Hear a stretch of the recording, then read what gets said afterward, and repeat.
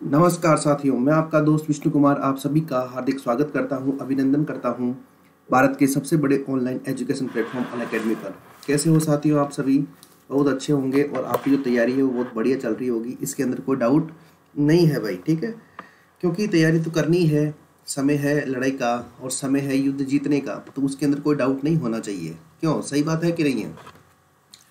तो आइए साथियों, मैं आपका दोस्त स्वागत है आप सभी का आरपीएससी और आरएसएम एसएसबी बोर्ड की जितनी भी अपकमिंग एग्जाम है उनके लिए राजस्थान ज्योग्राफी, इंडियन ज्योग्राफी और वर्ल्ड ज्योग्राफी का पार्ट। इस समय हमारे राजस्थान ज्योग्राफी वाला पार्ट चल रहा है।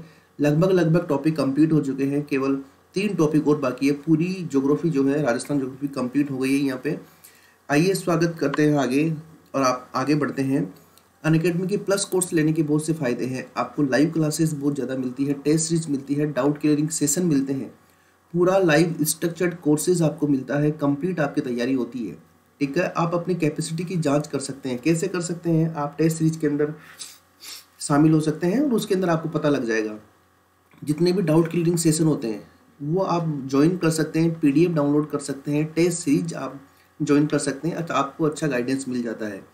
करना क्या है, आप सबसे पहले अनअकैडमी का लर्निंग ऐप डाउनलोड कीजिए और ऐप डाउनलोड करके आपके मोबाइल नंबर यहाँ रजिस्टर्ड कीजिए और मोबाइल नंबर रजिस्टर करने के बाद अपने आप को सेल्फ वेरीफाई होने के बाद आरपीएससी सेक्शन में जाकर प्लस पे क्लिक करके आप कोर्स परचेज कर सकते हैं। और 24 मंथ्स के लिए जब आप कोर्स लेते हैं तो केवल 350 रुपीज़ पर मंथ लगते हैं। ये चार्जेस कोई ज़्यादा नहीं है। ठीक है, और यहीं पर आप विष्णु कुमार जांगेट को फॉलो कर लीजिए, जिससे यहाँ पर आने वाले टेस्ट आपको लगातार मिल सकें जो फ्री ऑफ कॉस्ट होते हैं। और अगर विष्णु 1 कोड का, रेफरल कोड का अगर आप यूज करते हैं तो आपको 10% एक्स्ट्रा डिस्काउंट मिलता है। इसके अंदर कोई डाउट या कोई बात नहीं है साथियों आगे बढ़ते हैं।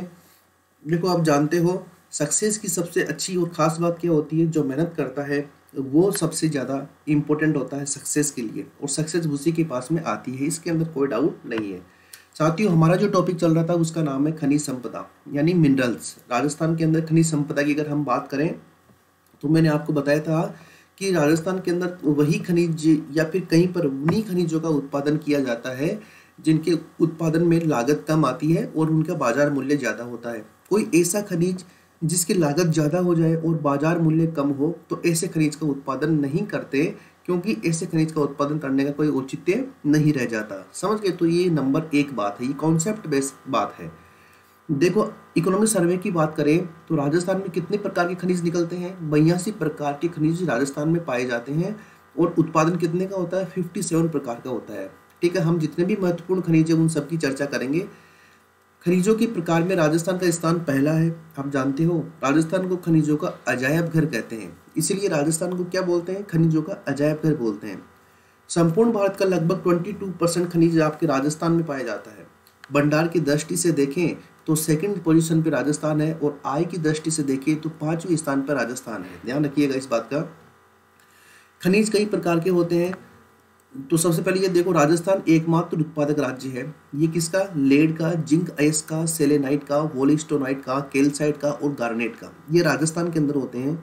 और राजस्थान सबसे बड़ा उत्पादक है टंगस्टन का, जिप्सम का, मार्बल का, एस्बेस्टॉस का, रॉक फॉस्फेट का, फायर क्ले का, बाल क्ले का और चांदी का।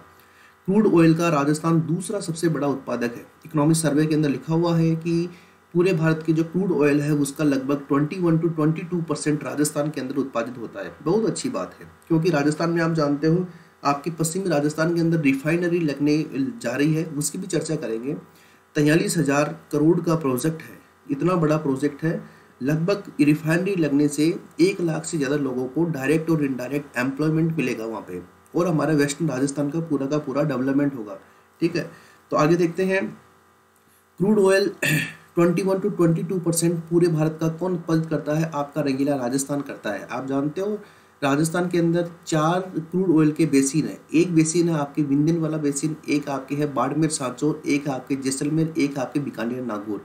ये 4 बेसिन है, इसकी भी चर्चा करेंगे। सबसे ज़्यादा क्रूड ऑयल या नेचुरल गैस का उत्पादन कहाँ पर होता है? मुंबई हाई कहाँ पर है? महाराष्ट्र में है। मान लिया ये महाराष्ट्र है तो इसकी ये जो अरब सागर का पार्ट है, इस अरब सागर में लगभग मुख्य भूमि से लगभग 40 किलोमीटर दूर ये मुंबई हाई एक जगह स्थित है, जहाँ पर क्या होता है? क्रूड ऑयल का उत्पादन होता है। हमने खनिजों का वर्गीकरण किया था क्लासिफिकेशन ऑफ मिनरल्स के अंदर। हम देखें तो मेटेलिक यानी धात्विक, नॉन मेटेलिक यानी अधात्विक, ठीक है। तो ये धात्विक जो खनिज है ये दो प्रकार के, लोहे और अलोह खनिज। लोहे खनिज वो होते हैं जिनके अंदर लोहे की मात्रा ज़्यादा होती है, जैसे लोहा, मैग्नीज, क्रोमियम। और अलोह वे खनिज होते हैं जिनके अंदर इसकी मात्रा कम होती है, जिसमें तांबा, एल्युमिनियम, सीसा, जस्ता, टीन, चांदी आती है, ठीक है। अधात्विक खनिज जिसके अंदर धातु का अंश नहीं होता है, एस्बेस्टोस, वोलेस्टोनाइट, फेल्सपार, जिप्सम, बालक्लेव, अभ्रक, ग्रेनाइट। ईंधन खनिज, ईंधन खनिज का मतलब आप जानते हो, यानी वे खनिज जिससे हम हीट प्राप्त करते हैं, यानी ताप प्राप्त करते हैं। जैसे कोयला जलेगा तो क्या होगा, गर्मी आपको आएगी। पेट्रोलियम, प्राकृतिक गैस, ये सभी क्या ईंधन खनिज है। एक होता है आणविक खनिज। आणविक खनिज का मतलब क्या होता है, आणविक का मतलब होता है कि ऐसे खनिज जिनको रासायनिक प्रक्रियाओं के माध्यम से उनका डिवाइडेशन होता है और वो क्या करते हैं, आपके एनर्जी जनरेट करते हैं। जैसे ग्रेफाइट, यूरेनियम तो आप जानते ही हो, आपके राजस्थान के अंदर यूरेनियम के अच्छे भंडार है। जैसे आपके खंडला की पहाड़ी, सीकर है, उमरा क्षेत्र, उदयपुर है, यहाँ पर आपकी यूरेनियम निकलता है। बेरिलियम और लिथियम। इसके अलावा उर्वरक का मतलब होता है फर्टिलाइजर। आप सभी किसान पुत्र हो और किसान सब जानते हैं कि उर्वरक क्या होता है, फर्टिलाइजर। हम जो भी NPK या यूरिया यूज करते हैं उसकी बात कर रहा हूँ मैं। उसके अंदर जिप्सम, रॉक फॉस्फेट, पायराइट और पोटास, ये जितने भी आपके खनिज यहाँ पे दिखाई दे रहे हैं ये सभी उर्वरक खनिज है। कैसे खनिज है, उर्वरक खनिज है। यानी ये जो खनिज है आपके उर्वरक खनिज है, और इन उर्वरक खनिजों से हम किसका निर्माण करते हैं, फर्टिलाइजर का निर्माण करते हैं, उर्वरक का निर्माण करते हैं, जो हमारे खेत के अंदर काम में आते हैं।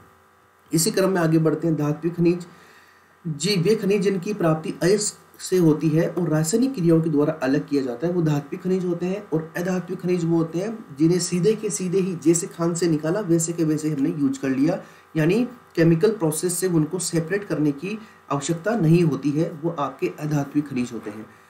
खनिज पॉलिसीज, जो मिनरल पॉलिसीज है इसकी बात करें तो राजस्थान के अंदर फर्स्ट मिनरल पॉलिसी 1978 के अंदर आपके राजस्थान सरकार के द्वारा अप्लाई की गई थी। 1991 में सेकेंड, 1994 में थर्ड, फोर्थ आपके 2011 में और फिफ्थ 2015 के अंदर आपके ये जारी की गई थी। अभी हम बात करें खनिज विकास के लिए विजन 2020, ये राजस्थान गवर्नमेंट का एक विजन है खनिजों के विकास के लिए। ग्रेनाइट नीति की बात करें, ग्रेनाइट पॉलिसी 1991 में, 1995 में आई थी। मार्बल पॉलिसी 1994 में, 2011 में और 2016 में आई थी। ऐसे ही मार्बल और ग्रेनाइट की जो पॉलिसी है 2002 के अंदर आई थी। तो इस बात का ध्यान रखिएगा, इसके अंदर ये जरूर पूछा जा सकता है। एक तो इस बात का ध्यान रखिएगा, एक आपकी विजन 2020 है, इस बात का ध्यान रखिएगा। मार्बल पॉलिसी 2016 और मार्बल एंड ग्रेनाइट पॉलिसी 2002, इन सब बातों का आप ध्यान रखिएगा, ये बड़ा ही इंपॉर्टेंट है। संस्थाओं की बात करें तो हमने देखा था सबसे इम्पोर्टेंट जो संस्था है वो आपके 20 फरवरी 2003 के अंदर RSMML, जो ये संस्था है Rajasthan state minerals mines and mineral limited, ये एक इम्पोर्टेंट संस्था है जिसका हेड ऑफिस आपके कहाँ पर है, आपके उदयपुर में है। इसके अलावा 2013 में राजस्थान स्टेट गैस लिमिटेड की स्थापना की गई थी। 2013 में Rajasthan state petroleum corporation limited 2008 में स्थापित किया गया, और टंगस्टन के लिए टंगस्टन विकास निगम 1983 के अंदर स्थापित किया। तो ये कुछ संस्थाएं हैं जिनके बारे में आपको ध्यान रखना है। इसके अलावा आप जानते ही हिंदुस्तान जिंक लिमिटेड और हिंदुस्तान कॉपर लिमिटेड के बारे में। ये आपके हिंदुस्तान जिंक उदयपुर में है, देवारी उदयपुर में है और चंदेरिया चित्तौड़गढ़ में है। और उसके अलावा हिंदुस्तान कॉपर लिमिटेड जो है ये आपके 1967 में स्थापित हुई थी। और ये कहाँ पर हो सकती है, क्योंकि कॉपर सिटी कौन सी है हमारी, कॉपर सिटी हमारी झुंझुनू है, तो झुंझुनू में ही इसका जो है इसका ऑफिस है और वहीं पे ये काम करती है। अब देखो राजस्थान में खनिजों की जब हम बात करें तो राजस्थान में हमने देखा कि 57 यानी 57 खनिजों का क्या होता है, खनन होता है मुख्य रूप से, ये सबसे इम्पोर्टेंट बात है। इसके अलावा हम देखें, हमने ये देखी है Rajasthan state mines and mineral limited, ये आपके 2003 के अंदर इन संस्थाओं की आपस में विलय करके बना दी गई थी और इसका हेडक्वार्टर उदयपुर में है, जो राजस्थान के अंदर खनिजों के विकास के लिए जिम्मेदार है, खनिजों का उत्पादन वैज्ञानिक तरीके से करने के लिए जिम्मेदार है, खनिजों का जो ह्रास होता है वो कम से कम हो और खनिजों का सतत दोहन हो। ये नहीं कि कोयला है तो पूरे के पूरे कोयले को ही हम क्या करें, साफ कर जाएं। एक सतत दोहन होना चाहिए उसका, कि आज भी कोयला हम यूज करें और ऐसे यूज करें कि आगे भी उसको यूज करने की स्थिति में रखें। ऐसा नहीं कि उसको पूरा समाप्त कर दें हम। ये सब जिम्मेदारी है आपके Rajasthan state mines and mineral limited की, जिसका मुख्य रूप से फॉर्मेशन 2003 के अंदर हुआ था। धात्विक और अधात्विक खनिज यानी मेटेलिक और नॉन मेटेलिक खनिज के बारे में हमने बिल्कुल अच्छे से डिस्कशन कर लिया है कि धात्विक खनिज क्या होते हैं और अधात्विक खनिज क्या होते हैं। धात्विक खनिज तो वो होते हैं जिनको खान से निकालने के बाद में केमिकल प्रोसेस के द्वारा सेपरेट किया जाता है, उसके बाद में यूज किया जाता है। अधात्विक खनिज वो होते हैं जिनको सीधा ही निकाले और सीधा का सीधा ही हमने जो है खनिज आपके इंडस्ट्री के अंदर यूज कर लिया। अब देखो, सबसे पहले हम बात करें, किसकी बात करें, सबसे पहले हम बात करते हैं एक सबसे इंपॉर्टेंट आप खनिज आता है जिसका नाम है आयरन। आयरन का मतलब क्या है? लोहा। लोहा खनिज बहुत ज़्यादा महत्वपूर्ण है। देखो, इस खनिज को मैं थोड़ा सा आपको इस तरीके से स्टडी करवाने का प्रयास करूंगा कि आपको थोड़ा अच्छे से याद हो जाए, ठीक है?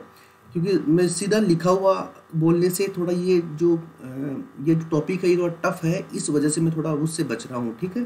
तो आप थोड़ा सा कोशिश कीजिए, मेरे साथ साथ इस चीज़ को दिमाग में बैठाइएगा कि ये किस तरह से और किस प्रकार से हमें याद हो सकते हैं। क्योंकि राजस्थान की कोई भी एग्जाम हो, हर एग्जाम में राजस्थान के खनिज से प्रश्न आता ही आता है, इसके अंदर कोई डाउट नहीं है। नंबर 2, प्रश्न आने के साथ साथ कई बार एग्जाम में 2-2, 3-3 प्रश्न यहाँ से देखे गए। नंबर 3, ये पहले भी याद नहीं होता था, आज भी याद नहीं होता है, ये टॉपिक ऐसा है। इसलिए थोड़ा सा अगर आप कॉपी पेन लेके बैठेंगे और उसके बाद में इसको करने का प्रयास करेंगे तो थोड़ा बेस्ट होगा भाई, ठीक है? तो लोहा की बात करें हम राजस्थान के अंदर, तो सबसे पहले हम ये देखते हैं कि राजस्थान में जो लोहा है ये तो कम मात्रा में मिलता है, ठीक है ना?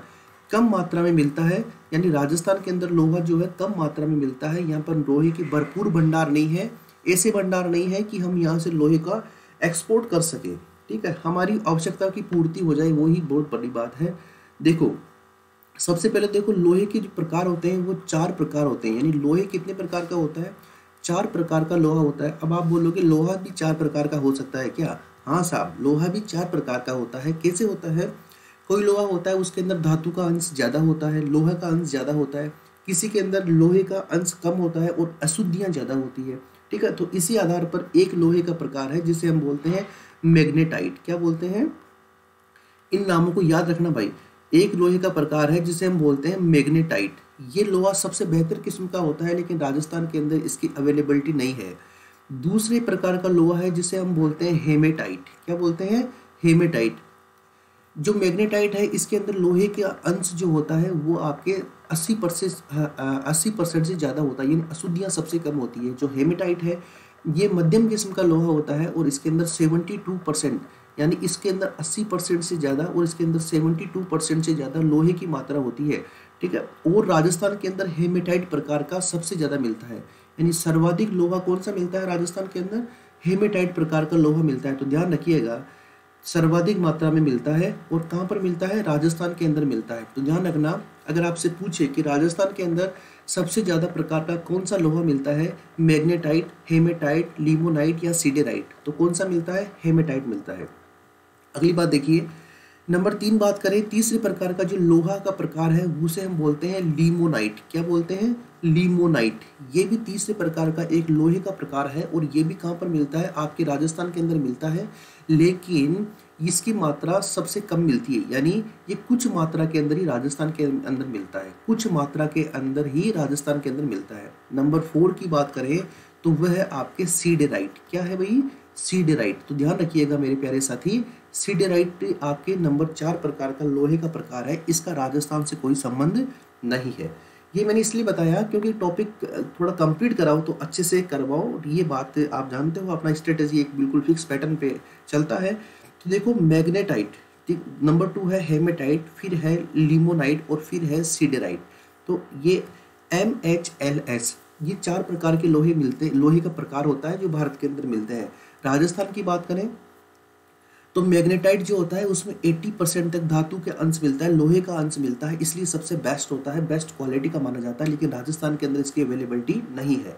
हेमेटाइट की बात करें तो 72%, कितना परसेंट? 72% जो है साथी आपके इसमें लोहे की मात्रा होती है और ये बहुत अच्छी बात है। और राजस्थान के अंदर सबसे ज़्यादा मात्रा में आपके हेमेटाइट मिलता है, लिमोनाइट कुछ मात्रा में मिलता है और सीडेराइट ये भी एक राजस्थान के अंदर महत्वपूर्ण, भारत के अंदर महत्वपूर्ण लोहे का एक प्रकार है। तो ध्यान रखना, प्रश्न आपके यहाँ पर भी आ सकता है। नंबर 1, निम्न में से कौन सा राजस्थान में सबसे ज़्यादा मिलता है? ठीक है। नंबर 2, निम्न में से कौन से लोहे के प्रकार में सबसे ज़्यादा लोहे की मात्रा होती है? नंबर 3, सबसे खराब किस्म का लोहा कौन सा होता है? सिडेराइट होता है, जिसके अंदर न्यूनतम मात्रा होती है और अशुद्धियाँ यहाँ पर 60% से ज़्यादा होती है। ठीक है। अब आप बोलोगे साहब 80% लोहा है तो बाकी क्या है? तो मेरे साथी 80% इसके अंदर लोहा तत्व है और बाकी जो है इसके अंदर अशुद्धियाँ होती है, यानी उन अशुद्धियों को हमको प्यूरिफाई करना पड़ता है। ठीक है। अब आप देख सकते हो इस तरह से निकलता है ये लोहा देखो, ये पूरा ये लोहा का ये है, लेकिन इसके बीच बीच में ये अशुद्धियाँ भी तो है, इनको सेपरेट करना पड़ता है, उसके बाद में जाकर यहाँ से काम में लिया जाता है। अगर हम बात करें राजस्थान की, तो राजस्थान की अगर मैं बात करूं तो राजस्थान लोहे अयस्क के आपके जो है लोहे अयस्क के भंडार के अंदर जो है तीसरे स्थान पर है। राजस्थान का स्थान कौन सा है लोहे के अंदर? तीसरा स्थान है पूरे राजस्थान के अंदर। लोहे के भंडार में राजस्थान का तीसरा स्थान है पूरे आपके भारत के अंदर। इस बात का ध्यान रखिएगा। राजस्थान की बात करें तो राजस्थान के अंदर सर्वाधिक लोहे का उत्पादन कहाँ पर किया जाता है? सर्वाधिक लोहे का उत्पादन कहाँ पर किया जाता है? तो आपके एक नाम सुना होगा आपने, मोरीजा बानोल। जो कोई भी एग्जाम के अंदर अगर प्रश्न पूछा जाता है, ठीक है, तो अगर लोहे का प्रश्न आता है तो मोरीजा बानोल आपके ऑप्शन में रहता ही रहता है, क्योंकि राजस्थान का सबसे सर्वाधिक लोहे का उत्पादन आपके मोरीजा बानोल में होता है। और मोरीजा बानोल कहाँ पर है? आपके जयपुर वाले क्षेत्र में है। अगर आपसे ये प्रश्न पूछे कि बताइए सर्वाधिक लोहा हो गया, सर्वाधिक लोहा कहाँ पर मिलता है? अगर आपसे पूछे कि राजस्थान के अंदर सर्वाधिक कच्चा लोहा कहाँ पर मिलता है, अगर आपसे पूछे कि राजस्थान में सर्वाधिक कच्चा लोहा कहाँ पर मिलता है, तो मेरे प्यारे साथी उसका ऑप्शन है आपके कानपुर। क्या नाम है? कानपुरा। और कानपुरा कहाँ पर है? ये भी आपके कहाँ पर है? जयपुर में है। तो अलग अलग प्रश्नों का अलग अलग उत्तर है भाई। राजस्थान का स्थान कौन सा है? तीसरे स्थान पर है राजस्थान। सर्वाधिक लोहा राजस्थान में कहाँ पर? मोरीजा बानोल, जो कहाँ पर है? जयपुर में। अगर आपसे पूछे कि सर्वाधिक कच्चा लोहा कहाँ पर, तो ये है आपके कानपुरा। और कानपुरा कहाँ पर है? आपके जयपुर में। बात समझ आ गई? तो सर्वाधिक लोहा और सर्वाधिक कच्चा लोहा, इन दोनों के आंसर अलग अलग होंगे, इस बात का विशेष ख्याल रखिएगा। अब हम बात करते हैं कुछ प्रमुख जो क्षेत्र हैं उनके बारे में। तो मैं आपको कुछ प्रमुख इसके क्षेत्र बताना चाहता हूँ। तो देखिए एक बार आप, ये हम लोहे की बात कर रहे हैं। किसकी बात कर रहे हैं? हम लोहे की बात कर रहे हैं। तो एक बार हम ये देख लेते हैं कि राजस्थान में कौन कौन सी बेल्ट है जो लोहे के लिए फेमस है। तो देखिए ये आपके जयपुर है, तो ये आपकी क्या है? जयपुर है। जयपुर के ऊपर सीकर है और सीकर के ऊपर आपके झुंझुनू है और जयपुर के नीचे आपके दौसा है। यानी एक तो आपकी ये वाला बेल्ट लोहे के लिए फेमस है। कौन सा बेल्ट हुआ ये? यानी आप कह सकते हो उत्तरी राजस्थान का लोहा का बेल्ट। तो इसके अंदर कितने जिले आ गए? इसमें 4 जिले आ गए। एक जिले का नाम क्या है? आपके जयपुर। दूसरे जिले का नाम क्या है? आपके दौसा। और तीसरे जिले का नाम क्या है? आपके सीकर। और नंबर 4थे जिले का नाम क्या है? आपके झुंझुनू। बात समझ रहे हो ना कि ये जो 4 जिले हैं ये एक पूरी की पूरी बेल्ट है आपके किसके लिए? आपके लोहे के लिए। अगर हम दक्षिणी राजस्थान में चलते हैं तो दक्षिण राजस्थान में एक आपके उदयपुर है, एक आपके डूंगरपुर है और एक आपके बांसवाड़ा है। ये दूसरी बेल्ट है आपके किसके लिए? लोहे के लिए फेमस है। यानी दक्षिणी राजस्थान के अंदर कौन सी बेल्ट? एक आपके उदयपुर वाला क्षेत्र फेमस है लोहे के लिए, एक आपके डूंगरपुर वाला क्षेत्र फेमस है लोहे के लिए और एक आपके बांसवाड़ा वाला क्षेत्र फेमस है लोहे के लिए। देखो दोस्तों, तरीका होता है पढ़ने का, ठीक है। अगर हम बीच वाले बात करें तो बीच में यहाँ पर भीलवाड़ा और बूंदी एक बेल्ट आपकी ये है जो आपके लोहे उत्पादन के लिए फेमस है। और इस बेल्ट में कौन कौन से जिले आते हैं? भीलवाड़ा और बूंदी। ये आपके मुख्य रूप से वे जिले हैं और वे क्षेत्र हैं जो राजस्थान के अंदर हैं। और राजस्थान के अंदर ये 3 बेल्ट है जो आपके जो लोहा खनिज है इसके लिए बहुत ज़्यादा महत्वपूर्ण है और बहुत ज़्यादा महत्व रखती है। बात समझ आ रही है क्या? ये जो 3 बेल्ट है इसका आप स्क्रीनशॉट ले लीजिए एक बार।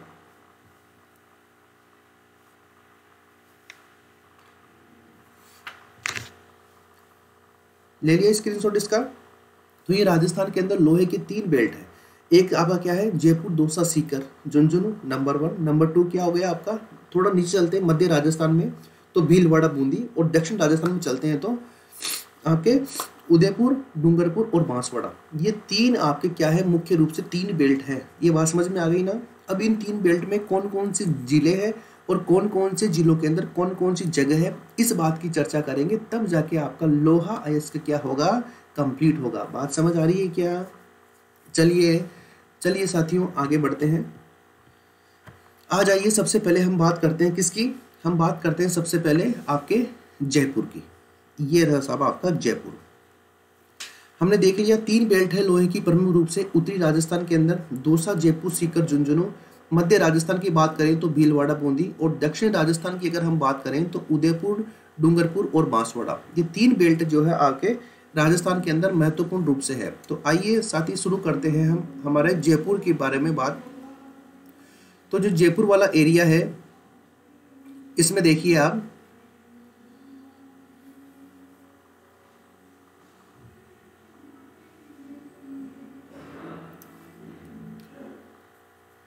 मोरीजा, क्या नाम है इसका, मोरीजा बानोल। ये सबसे पहला क्षेत्र है मोरीजा बानोल। ये नंबर 1 क्षेत्र है आपके मोरीजा बानोल। ठीक है, ये आपके जो है चोमू के पास में स्थित है और ये आपके सबसे ज्यादा यहाँ पर क्या होता है आपके उत्पादन होता है किसका, लोहे का। इस बात का ध्यान रखिएगा। इसके अलावा देखो, अगर हम जयपुर की ही बात करें तो जयपुर का एक क्षेत्र है जिसका नाम है टोडा चिपलाटा। क्या नाम है, टोडा चिपलाटा। साथियों, इन नामों को आप याद रखिएगा क्योंकि इन नामों को याद रखने से ही आपका प्रश्न सही होगा। एक यहाँ पर है बनिया का बास। क्या है, बनिया का बास, यानी टोडा चिपलाटा हो गया, बनिया का बास हो गया। इसके अलावा एक है आपके थोई। क्या है, थोई। इसके अलावा एक जगह का नाम है आपके तातेरी। क्या नाम है, तातेरी। और इसके अलावा एक जगह का नाम है आपके बागावास। क्या नाम है, बागावास। इसके अलावा एक जगह का नाम है आपके भाटों की गली। कौन सी गली, भाटों की गली। ये प्रमुख जो जगह है साथियों, ये आपके लोहे के लिए फेमस है। और कौन सी जिले में फेमस है, ये आपके जयपुर में फेमस है। अब देखिए, आपके एग्जाम में मोरीजा बानोल बार बार आता है। हो सकता है इस बार तातेरी और बागावास आपको एग्जाम सेंटर में मिल जाए। तो इस बात से हम नकार नहीं सकते कि नहीं साहब हमें इस तरह के नाम पढ़ने की आवश्यकता नहीं है। बिल्कुल आवश्यकता है भाई, कोई दिक्कत नहीं है। हम जब इतने पूरे नाम अच्छे से पढ़ेंगे तो ही जो है हम बेहतर रूप से आगे सर्वाइव कर पाएंगे। इसके अंदर कोई डाउट है या कोई ना नुकुर नहीं होनी चाहिए। चलो आगे बात करते हैं थोड़ा सा।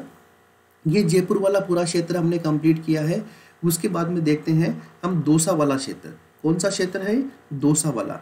दौसा क्षेत्र की बात करें तो देखिए, देखो मैं आपको इसको एक एक मैप के माध्यम से इसलिए बता रहा हूँ जिससे ये चीज़ आपको याद हो जाए और आप इसका नोट डाउन कर लो।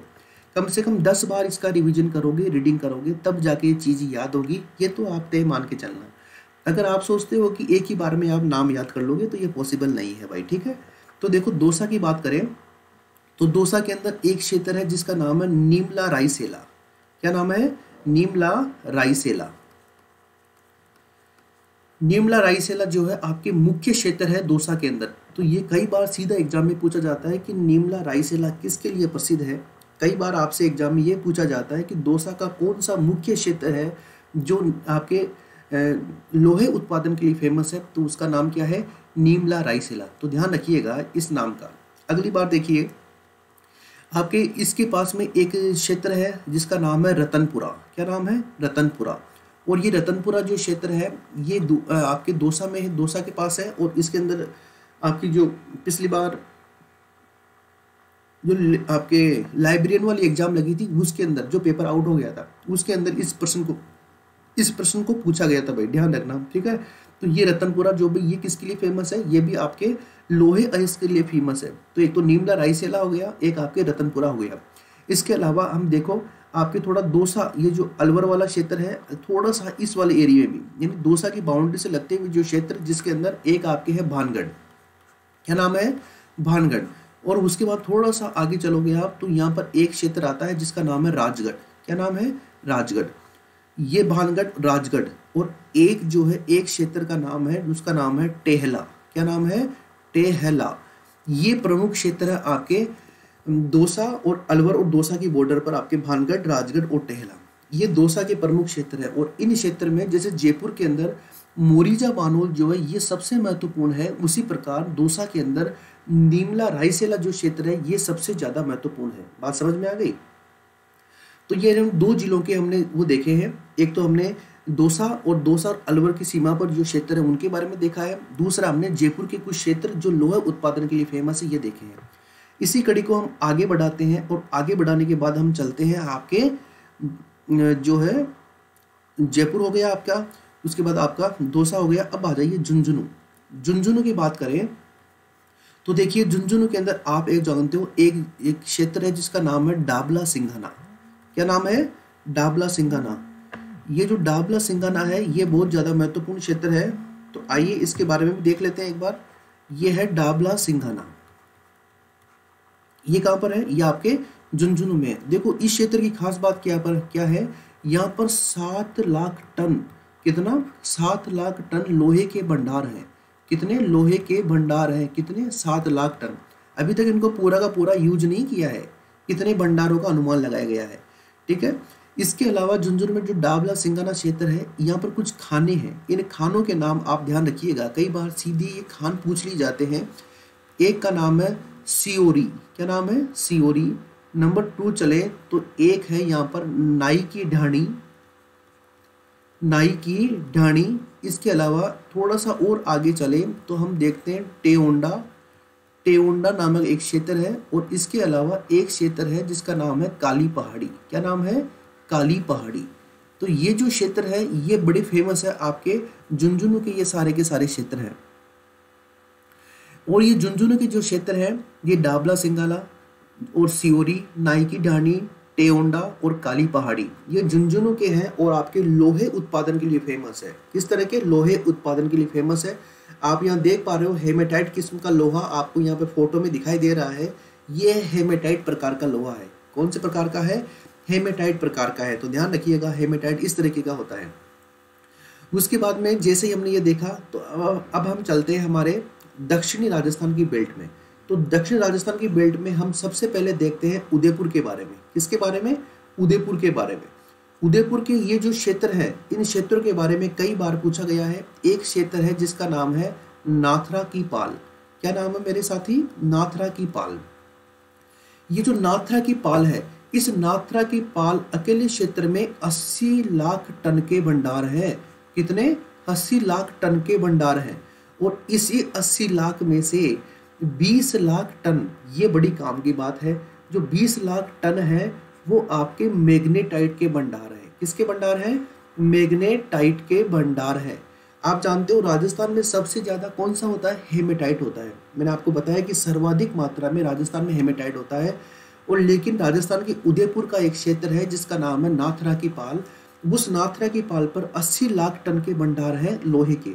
उसमें से 20 लाख टन का जो भंडार है वो किसका है? मैग्नेटाइट का है। और जो 60 लाख टन भंडार है वो किसका है? वो हेमेटाइट का है। बात समझ आ रही है?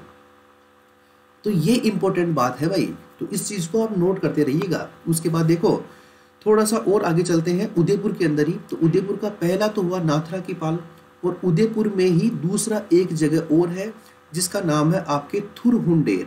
क्या नाम है? थुरहुंडेर। ये भी जगह बड़ी महत्वपूर्ण है थुरहुंडेर के नाम से। और ये भी कहाँ पर है? ये भी आपके उदयपुर में है। और इस थुरहुंडेर नामक जगह पर आप अगर देखोगे तो लगभग 50,000 टन, 50,000 टन जो है लोहे के भंडार मिले हैं इस जगह पर। कितने? 50,000 टन। तो साथ ही ये हुआ आपके जो है उदयपुर वाला क्षेत्र, जिसके अंदर हमने नाथरा की पाल और थुरहुंडेर इन चीजों की चर्चा करी। उसके बाद अब देखते हैं उदयपुर के जस्ट नीचे एक क्षेत्र आता है डूंगरपुर। क्या नाम है? डूंगरपुर। तो ये देखो अब हम बात करें डूंगरपुर के बारे में। अब डूंगरपुर के अंदर जो है ज्यादा कुछ नहीं है, कोई 2-3 नाम आपको देखने हैं। तो देखिए डूंगरपुर की अगर हम बात करें तो डूंगरपुर में देखिए एक जो तलवाड़ा, जो मैग्नीज के लिए फेमस है, ठीक है ना, तलवाड़ा, ये भी यहाँ पर भी लोहे का उत्पादन होता है। थोड़ा सा और चलते हैं आगे तो एक क्षेत्र का नाम है खामारिया। क्या नाम है? खामारिया क्षेत्र। इसके अलावा थोड़ा सा और आगे चलते हैं तो एक क्षेत्र आता है जिसका नाम है लोहरिया। तो ये तलवाड़ा के पास वाला क्षेत्र, खामरिया क्षेत्र और लोहरिया, ये आपके डूंगरपुर में है। और किसके भंडार हैं? आपके लोहे के भंडार यहाँ पर मिलते हैं। तो इस चीज का विशेष ख्याल रखिएगा, अभी कंप्लीट नहीं हुआ है। जैसे ही आपकी ये डूंगरपुर और बांसवाड़ा उदयपुर वाला क्षेत्र है, तो यहाँ पे देखो ये आपके झालावाड़ वाला एरिया है। तो झालावाड़ के कुछ क्षेत्र हैं जो बड़ी फेमस है। एक क्षेत्र बहुत ज्यादा फेमस है जिसका नाम है पादरपाल। कौन सा क्षेत्र है? पादरपाल। और ये जो पादरपाल क्षेत्र है ये कहाँ पर है? आपके झालावाड़ में है। और किसके लिए फेमस है? आपके लोहे उत्पादन के लिए फेमस है। तो ध्यान रखिएगा ये लोहे उत्पादन के लिए फेमस है। इसके अलावा हमने डूंगरपुर के जस्ट बाद में हमने देखा एक क्षेत्र है जिसका नाम है बांसवाड़ा। बांसवाड़ा के बारे में भी देख लेते हैं क्योंकि ये पूरी की पूरी बेल्ट है भाई, ठीक है ना। तो बांसवाड़ा की अगर हम बात करते हैं तो बांसवाड़ा में एक क्षेत्र है जिसका नाम है कमलपुरा। क्या नाम है? कमलपुरा। और एक क्षेत्र है जिसका नाम है आपके लामपा, लामपा। तो कमलपुरा और लामपा ये बांसवाड़ा के अंदर आपकी लोहे के भंडार वाला क्षेत्र है। झालावाड़ का आपने देखा पादरपाल जो लोहे के लिए फेमस है, बांसवाड़ा का आपने देखा कमलपुरा और लामपा, ये दोनों लोहे के लिए फेमस है। और कहाँ के हैं ये आपके बांसवाड़ा के हैं, ध्यान रखिएगा। इसके अलावा हम बात करें भीलवाड़ा की। भीलवाड़ा की जब हम बात करते हैं तो भीलवाड़ा के अंदर एक क्षेत्र है जो बहुत ही ज़्यादा महत्वपूर्ण है और उस क्षेत्र का नाम है तिरंगा क्षेत्र। क्या नाम है? तिरंगा क्षेत्र। ये जो तिरंगा क्षेत्र है ये कहाँ पर है? आपके भीलवाड़ा में है। और यहाँ पर तिरंगा क्षेत्र में जो है अभी एक कंपनी है जिंदल जो है उनके द्वारा एक कंपनी लगाई गई है जिंदल सा के द्वारा। और ये जो तिरंगा क्षेत्र है यहाँ पर राजस्थान का पहला लोहे अयस्क परिष्करण केंद्र है। राजस्थान का पहला क्या है? लोहे अयस्क परिष्करण केंद्र है। लोहे अयस्क परिष्करण केंद्र है भाई, ये बात का ध्यान रखिएगा। राजस्थान का पहला ये क्या है? लोहा अयस्क परिष्करण केंद्र है। और ये भीलवाड़ा में है। और ये तिरंगा क्षेत्र कहाँ पर है? भीलवाड़ा में है। और ये भी किसके लिए फेमस है? आपके लोहा अयस्क के लिए फेमस है। और हेमेटाइट प्रकार का यहाँ पर क्या निकलता है? लोहा निकलता है भाई, ठीक है। अब हम बात कर लें थोड़ा सा बूंदी के बारे में। जो बूंदी है, जो हाडाओं की नगरी है बूंदी, और इस बूंदी में भी जो है आपके बहुत सारे लोहे के जो है उत्पादन क्षेत्र शामिल है, जिसमें एक क्षेत्र का नाम है आपके लोहारपुर। क्या नाम है? लोहारपुर। और जो लोहारपुर क्षेत्र है ये आपके बूंदी में है और ये जो है आपके लोहा अयस्क के लिए फेमस है। इसके अलावा भीलवाड़ा के अंदर एक हमने देखा था तिरंगा क्षेत्र, और एक क्षेत्र और है भीलवाड़ा में ही जिसका नाम है इंद्रगढ़। क्या नाम है? इंद्रगढ़। यानी इंद्रगढ़ क्षेत्र भी भीलवाड़ा में है, तिरंगा क्षेत्र भी भीलवाड़ा में है। और अगर बूंदी की बात करें तो बूंदी के अंदर लोहारपुर नामक क्षेत्र है जो कहाँ पर है? बूंदी में है। तो ये जितने भी मैंने नाम आपको बताए हैं ये सभी महत्वपूर्ण नाम है आपके राजस्थान के अंदर लोहे उत्पादन के लिए फेमस है। ये सब ध्यान रखिएगा। कौन से उत्पादन के लिए? लोहे उत्पादन के लिए फेमस है। हमने देखो पूरी बेल्ट की हमने चर्चा करी है। हम उत्तरी राजस्थान के अंदर देखें तो दौसा, जयपुर, सीकर और झुंझुनू के अंदर इसका पूरा बेल्ट है। कुछ हिस्सा अलवर में भी है। मध्य राजस्थान की बात करें तो भीलवाड़ा और बूंदी के अंदर इसका बेल्ट है। बूंदी का एक क्षेत्र है लोहारपुर, भीलवाड़ा का एक क्षेत्र है आपकी इंद्रगढ़ और एक क्षेत्र तिरंगा। जो तिरंगा क्षेत्र है यहाँ पर जिंदल सा के द्वारा राजस्थान का पहला लोहा अयस्क परिष्करण केंद्र लगाया जा रहा है। दक्षिण पूर्वी राजस्थान की बात करें तो आपके झालावाड़ में है पादरपाल जो कि लोहे के लिए फेमस है। और दक्षिण राजस्थान के अंदर एक बेल्ट है, उस बेल्ट में आपके उदयपुर, डूंगरपुर और बांसवाड़ा, फिर वो बेल्ट मध्य प्रदेश में होती हुई आपके झालावाड़ की तरफ से निकलती है, ठीक है ना। इसीलिए राजस्थान के अंदर 3 बेल्ट मैंने आपको बताई। तो ये देखिए ये आपके दौसा, जयपुर, सीकर और अलवर। एक बेल्ट तो आपकी ये वाली हो गई, दूसरी बेल्ट आपकी ये भीलवाड़ा और बूंदी वाली हो गई, और तीसरी बेल्ट आपके दक्षिणी राजस्थान में ये वाली हो गई। तो ये निकल के इस तरह से ये पूरी की पूरी बेल्ट है मध्य प्रदेश में भी यहाँ पे। तो ये प्रमुख क्षेत्र है आपके किसके? राजस्थान के लोहा उत्पादन क्षेत्र। बात समझ में आ गई क्या? ये राजस्थान के प्रमुख लोहा उत्पादन क्षेत्र है भाई। अब देखो इसके अंदर कुछ 1-2 बातें और आप ध्यान रखिएगा। आपसे पूछे कि भारत का स्थान कौन सा है लोहा उत्पादन में, तो भारत का स्थान जो है आपके हम बात करें भंडार की दृष्टि से, तो भारत जो है भंडार की दृष्टि से पूरे विश्व के अंदर 5वें स्थान पर है। और भारत जो है अगर उत्पादन की बात करें तो उत्पादन की दृष्टि से जो है पूरे विश्व के अंदर आपके 4थे स्थान पर है भारत। अगर आपसे पूछे कि स्पंज आयरन, आयरन का मतलब लोहा होता है, ठीक है, तो एक ये टर्म है स्पंज आयरन, इसके उत्पादन के अंदर अगर भारत की स्थिति पूछे तो भारत जो है इसके उत्पादन में पूरे विश्व के अंदर पहले स्थान पर है, ठीक है। स्पंज उत्पादन में जो भारत जो है पहले स्थान पर है स्पंज आयरन के उत्पादन में। तो साथियों ये कुछ चर्चा हुई आपके लोहे अयस्क के बारे में। एक बार वापस देख लीजिएगा, लोहे अयस्क बहुत ज़्यादा महत्वपूर्ण है भाई, ठीक है। लोहे अयस्क की बात करें तो लोहा 4 प्रकार का होता है, मैग्नेटाइट, हेमेटाइट, लिमोनाइट और सीडेराइट। सीडेराइट सबसे घटिया किस्म का होता है, मैग्नेटाइट सबसे बेहतर किस्म का लोहा होता है। क्यों? क्योंकि इसमें 80% से ज़्यादा लोहे की मात्रा होती है। हेमेटाइट जो है 72% लोहे की मात्रा रखता है और सर्वाधिक मात्रा में राजस्थान के अंदर जो पाए जाने वाला लोहे का प्रकार है वो हेमेटाइट है। प्रश्न आने की पूरी संभावना है। राजस्थान जो है तीसरा स्थान रखता है लोहे में। सर्वाधिक लोहा राजस्थान में मोरीजा बानोल जयपुर से उत्पादित होता है। सर्वाधिक कच्चा लोहा आपके कानपुरा कहाँ पर है? आपके जयपुर में है, यहाँ से उत्पादित होता है। बात समझ आ रही है? हेमेटाइट, ठीक है, ये देखा हमने। मैग्नेटाइट हमने देखा। लिमोनाइट, देखो हेमेटाइट जो है इसके अंदर देखो इसका लाल रंग होता है। कैसा रंग होता है? लाल रंग होता है, ठीक है, और इसके अंदर 70% तक लोहा होता है। जबकि मैग्नेटाइट देखिए आप, ये लोहा बिल्कुल काले रंग का होता है और इसके अंदर 72% से ज़्यादा लोहे की मात्रा होती है। लिमोनाइट की बात करो, ये देखो ये भूरे रंग का लोहा होता है। अब भूरे रंग का लोहा होता है जिसके अंदर 59.8% यानी लगभग 60% आपके क्या होता है? लोहा होता है। तो देखिए मैग्नेटाइट सबसे बेस्ट लोहा है। और आप जानते हो नाथरा की पाल जो आपके उदयपुर में है, वहाँ पर जो आपके 80 लाख टन भंडार है लोहे के, उसमें से 20 लाख टन भंडार किसके हैं? आपके जो है मैग्नेटाइट के हैं, ठीक है। उसके बाद में हेमेटाइट जो है राजस्थान के अंदर सबसे ज़्यादा मात्रा में मिलता है। तो मिलता है भाई, कोई कुछ नहीं कर सकते। इसके अलावा जो है सीडेराइट, ये सही नहीं लिखा हुआ, कौन सा है? सीडेराइट। देखो ये लोहे भूरे रंग का होता है। सीडेराइट कौन सा रंग का होता है? भूरे रंग का लोहा होता है, जिसके अंदर लोहे की मात्रा कितनी होती है? 48% होती है। तो मैग्नेटाइट के अंदर 70-80% होती है।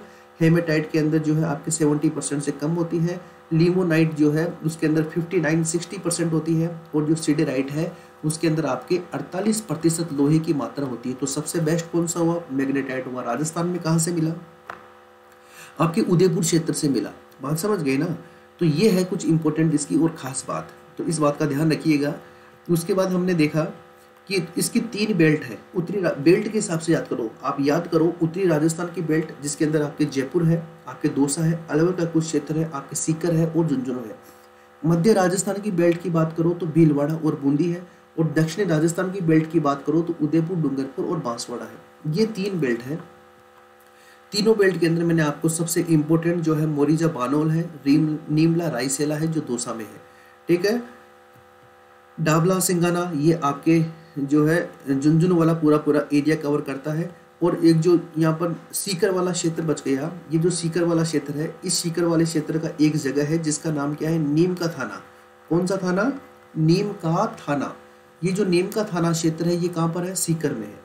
इस नीम का थाना क्षेत्र की खास बात क्या है? यहाँ पर जो लोहे का प्रकार मिलता है उस लोहे के प्रकार में फास्फोरस की मात्रा ज़्यादा मिलती है। किसकी मात्रा? फास्फोरस की मात्रा उस लोहे के अंदर ज़्यादा मिलती है। यानी नीम का थाना सीकर से जिस लोहे का उत्पादन हम करते हैं उसमें फास्फोरस की मात्रा ज़्यादा है, इसलिए वो आर्थिक रूप से कम महत्व रखता है। यानी अनार्थिक लोहा है ये। कौन सा है? अनार्थिक। क्यों? क्योंकि इसको प्यूरिफाई करने में खर्चा बहुत ज़्यादा आ जाता है, जिससे यहाँ की लागत बढ़ जाती है। तो ऐसा काम हम क्यों करें जिससे लागत बढ़ जाए? जब लागत बढ़ जाएगी तो वो फायदा कैसे देगा? और कोई भी काम अगर बिना फायदे के हो तो फिर वो प्रॉपर रूप से काम होगा ही नहीं। ये बात आप भी जानते हो बेहतर तरीके से। क्यों? सही है कि नहीं है? इसी तरीके से देखो आगे झुंझुनू का हमने देखा, डाबला सिंगाना हो गया, 7 लाख टन भंडार है, सियोरी, नाइकी ढाणी, टेओंडा, काली पहाड़ी। उदयपुर के अंदर 2 क्षेत्र महत्वपूर्ण है, नाथरा की पाल और थुरहुंडेर। नाथरा की पाल पर ही आपके मैग्नेटाइट जिसके अंदर सबसे ज़्यादा लोहे का प्रकार, लोहे का अंश मिलता है, ये आपके कहाँ पर मिलता है? मैग्नेटाइट जो कहाँ पर मिलता है? नाथरा की पाल उदयपुर में। थुरहुंडेर आपके कहाँ पर है? आपके उदयपुर में है। उसके अलावा जो दक्षिण की बेल्ट है उसमें देखिए डूंगरपुर है, तलवाड़ा का कुछ एरिया, मुख्य रूप से तलवाड़ा मैग्नीज के लिए फेमस है, ठीक है, खामरिया और लोहारिया। इसके बाद में देखिए बांसवाड़ा का कमलपुरा और लांपा, झालावाड़ का पादरपाल और लोहा, जो लोहे पादरपाल ये लोहे के लिए फेमस है। मध्य राजस्थान के अंदर 2 जिले महत्वपूर्ण है, भीलवाड़ा और आपके बूंदी। भीलवाड़ा का इंद्रगढ़ और तिरंगा क्षेत्र फेमस है, और जो बूंदी है इसका आपके लोहारपुर फेमस है। उसके बाद देखिए भारत की बात करें तो भंडार की दृष्टि से 5वां, उत्पादन के हिसाब से नंबर 4। स्पंज आयरन की बात करें तो भारत जो है पहले नंबर पे आता है स्पंज आयरन में। बात समझ में आ गई? तो ये सब कुछ महत्वपूर्ण चीज़ें हैं जिसके बारे में आपको जानना था। अगर इसका नोट्स आपके बन गया होगा तो यूँ मान के चलिए कि लोहा जो है लगभग कंप्लीट है, इससे बाहर आपका प्रश्न नहीं आएगा। ये देखो लोहा ये मोरिजा बानोल जयपुर, नीम का थाना सीकर, डाबला झुंझुनू, नीमला रायसेरा दौसा, नाथरा की पाल थुर हुंडेर, ये आपके उदयपुर में है। मैक्सिमम आयरन हेमेटाइट जो है ये आपके राजस्थान के अंदर मिलता है, तो इसकी हमने चर्चा कर ली है। अगर हम बात करें कि इसका यूज क्या होता है, तो लोहे का यूज क्या होता है, आप जानते हो लोहे का यूज सबसे पहला यूज आपके उद्योग में होता है। किस में होता है? उद्योग में होता है। आपके जो सूक्ष्म उद्योग है, लघु उद्योग है, वृहत उद्योग है। दूसरा, लोहे का उपयोग आपके मशीनरी निर्माण में होता है। किस में होता है? मशीनरी के निर्माण में होता है। तीसरा, इसका जो है आपके आयुध बनाने में इसका यूज होता है। आपके वायुयान बनाने के अंदर इसका यूज होता है। आपके जो है घरेलू बर्तन बनाने के अंदर इसका यूज होता है, ठीक है। और आपके जो रक्षा उद्योग हैं, कौन से उद्योग? रक्षा उद्योग है, उसके अंदर आपके लोहे का यूज होता है। जो आपके भवन निर्माण है, कौन सा निर्माण? भवन निर्माण, इसके अंदर आपके लोहे का यूज होता है। तो ये लोहे के यूजेस हैं जो आप जानते ही हो, इनको बताने की वैसे ही आपको आवश्यकता नहीं है। तो ये कुछ बात हुई, खास बात हुई किसके बारे में? आपके लोहे के बारे में। अब हम दूसरा एक जो हमारा खनिज है उसके बारे में चर्चा करते हैं। उस खनिज का नाम है आपके मैग्नीज। क्या नाम है? मैग्नीज। देखिए, मैग्नीज एक रासायनिक तत्व है जो कि आपके रासायनिक नजरिए से संक्रमण धातु समूह का सदस्य है। ये जो साइंस के अंदर आप देखते हो,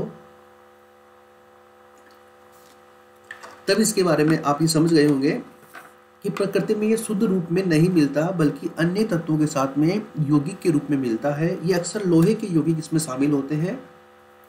शुद्ध करने पर इसका रंग कैसा हो जाता है? स्लेटी हो जाता है। अगर इस्पात के अंदर इस मैग्नीज को मिला दिया जाए तो इस्पात कभी जंग नहीं खाता। ध्यान रखिए, इस्पात के उत्पादन में भारत जो है 1 नंबर पे आता है, 2 नंबर पे चाइना आता है।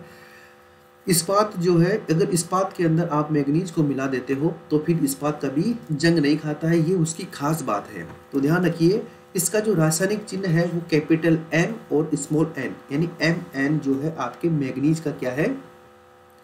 चिन्ह है। अब आप नीचे फोटो देख पा रहे होंगे, ये देखो, ये मैग्नीज इस तरह का होता है। अब ये किस तरह का होता है? देखो, हमें तो दूर से सब पत्थर ही लगते हैं, लेकिन इन सब पत्थरों की अलग अलग क्वालिटी होती है, अलग अलग विशेषता होती है। और अलग अलग क्वालिटी है, अलग अलग विशेषता है, तो अलग अलग इनके दाम होते हैं। बात समझ गए? तो ये आपके मैग्नीज के बारे में बात है। अगर हम बात करें मैग्नीज के बारे में, तो सबसे पहले हम बात करें, कुछ चर्चा कर लेते हैं, सामान्य चर्चा। तो देखो, सबसे पहले मैं बात करूं, ये आपके जो है सेडिमेंट्री रॉक्स में मिलता है। इनकी जो प्राप्ति है, यानी मैग्नीज की जो प्राप्ति है, ये आपके अवसादी चट्टानों से होती है। कौन सी चट्टानों से? अवसादी चट्टानों से होती है। और इन्हीं चट्टानों को आप क्या बोलते हो? परतदार चट्टान। क्या बोलते हो? परतदार चट्टान।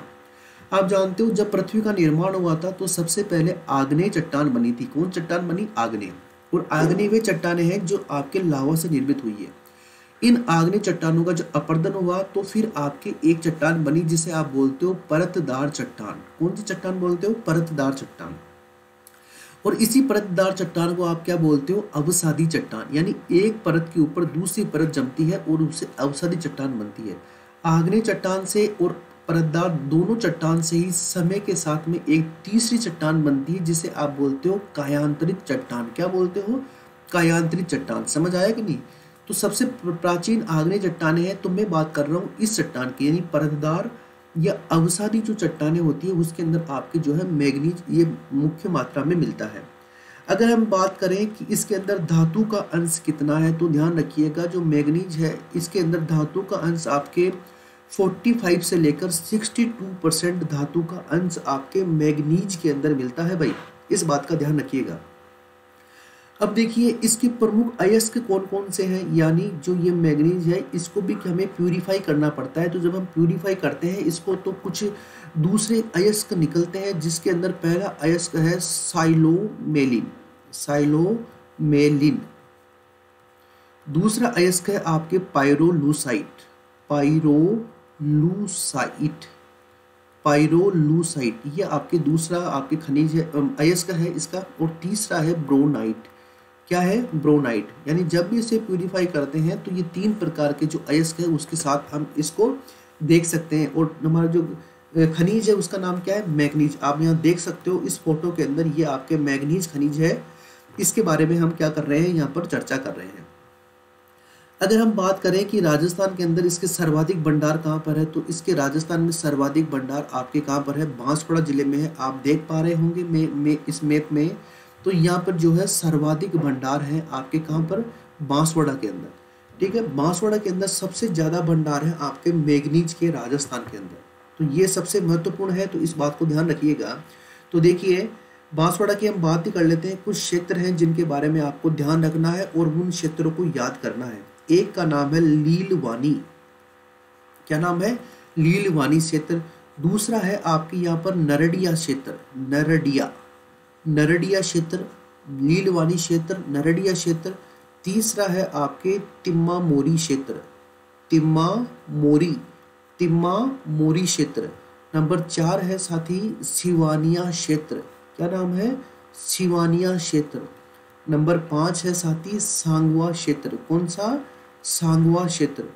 ठीक है, नंबर 6 है आपके एक क्षेत्र जिसका नाम है खेड़िया बोहड़िया क्षेत्र, खेड़िया बोहड़िया क्षेत्र। और एक है आपके तलवाड़ा, जिसका नाम अभी पहले भी हमने लिया था, तलवाड़ा। एक है आपके क्षेत्र जिसका नाम है कालाखूंट, क्या नाम है, कालाखूंट।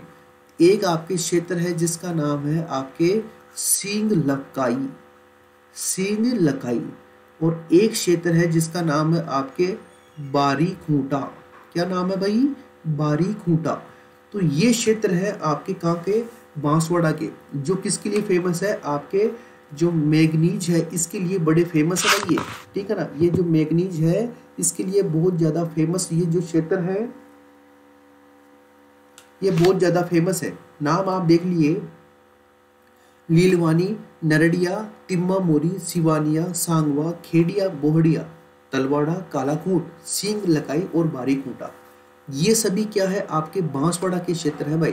ठीक है ना, देखो साथी, याद करने के सिवा कोई ऑप्शन नहीं है, इस बात को आप मान के चलिए, आपको याद करना ही होगा, क्योंकि इसमें कोई सी भी चीज़ आपसे पूछी जा सकती है। 1 या 2 प्रश्न आएंगे, कोई भी 2 नाम उठाएगा, अगर आपको ये याद करने हैं तो आपको करना ही पड़ेगा। इसीलिए बोल रहा हूँ, मैं आपको इसको बिल्कुल नोट डाउन को रीडिंग नहीं लगा रहा हूँ, मैं आपको हर चीज़ बता रहा हूँ कि इसका बेल्ट कहाँ पर है, इसका बेल्ट कहाँ पर है, इस बेल्ट में कौन से ज़िले हैं और इन ज़िलों में कौन सी जगह है। इसको धीरे धीरे पढ़ाने का तात्पर्य यही है कि आप जो है अच्छे से इस चीज़ को सेट कर लें एक बार, और आपकी फेयर कॉपी के अंदर इसे नोट कर लें। यही सबसे ज़्यादा महत्वपूर्ण है, इसलिए मैं आपको ये चीज़ इस तरीके से बता रहा हूँ। तो ये हो गया आपके कौन सा, बांसवाड़ा वाला क्षेत्र। देखो कौन सा टॉपिक चल रहा है, हमारे खनिज, जिसमें क्या चल रहा है, हमारे मैंगनीज अभी भी चल रहा है ये, तो ध्यान रखिए। ये बांसवाड़ा हमारा कंप्लीट हो गया। उसके बाद हम देख लेते हैं उदयपुर वाला क्षेत्र। कौन सा क्षेत्र देखते हैं, उदयपुर का आपको पता है, जैसे बांसवाड़ा पहले स्थान पर है, ऐसे उदयपुर आपके दूसरे स्थान पर है राजस्थान में मैंगनीज के उत्पादन में। तो देखिए, देखें कौन कौन से क्षेत्र हैं। तो एक क्षेत्र का नाम है आपके स्वरूपपुरा, क्या नाम है भाई, स्वरूपपुरा। ठीक है, ये आपके उदयपुर में है।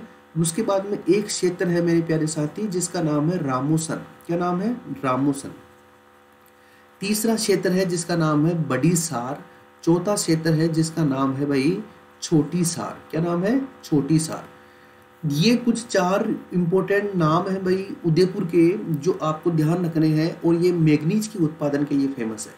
उसके अलावा हम देखें यह सवाई माधोपुर वाला जो ये एरिया है, ये सवाई माधोपुर, इस एरिया में भी थोड़ा सा मात्रा में आपके मैंगनीज का उत्पादन होता है। उसके अंदर एक क्षेत्र है जिसका नाम है आपके गंगवाड़ या गंगवाड़ा। ये जो क्षेत्र है ये आपके सवाई माधोपुर में है, जो आपके मैंगनीज के उत्पादन के लिए फेमस है। इसके अलावा ये जो राजसमंद वाला एरिया है, यानी मैं यहाँ लिख देता हूँ, राजसमंद वाला जो एरिया है, इस राजसमंद वाले एरिया में भी एक जगह है जिसका नाम है नगेड़िया, क्या नाम है, नगेड़िया। ये आपके मैंगनीज उत्पादन के लिए फेमस है। इसके अलावा कुछ मात्रा में आपका अलवर जो है, इस अलवर के अंदर भी आपके मैंगनीज का उत्पादन होता ही होता है। तो ये कुछ क्षेत्र हैं जिसके बारे में हमने चर्चा करी है, ज़्यादा बड़ा नहीं है। ये जो हमारा मैंगनीज है ये छोटा है भाई, ठीक है ना, मैंगनीज जो है ये छोटा ही है, ये ज़्यादा बड़ा नहीं है। एक बार वापस देख लेते हैं। मैंगनीज का उत्पादन अवसादी या परतदार चट्टानों से होता है और इस मैग्नीज में धातु का अंश 62% तक रहता है। 3 तरह की चट्टानें होती है मुख्य रूप से इग्नीशियस रॉक्स, परतदार, अवसादी या सेडिमेंट्री रॉक्स, और आपकी तीसरी होती है कायांतरित चट्टानें। ठीक है, इसका एक क्षेत्र है बांसवाड़ा, जहां पर सर्वाधिक भंडार मिलते हैं राजस्थान में मैग्नीज के।